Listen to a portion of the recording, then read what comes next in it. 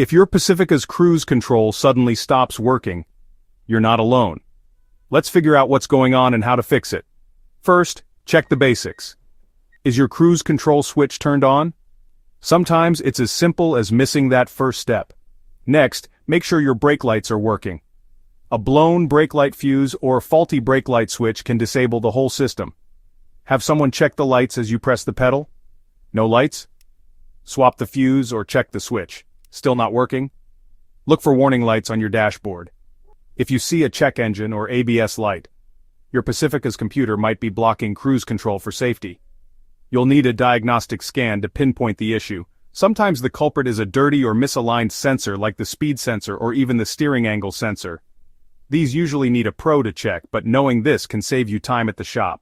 Finally, if all else fails, a software update at your dealership or a thorough check by a certified mechanic could be the answer. Remember, cruise control is about safety and comfort. Take your time, check the simple things first, and don't hesitate to get help if you need it. Safe travels.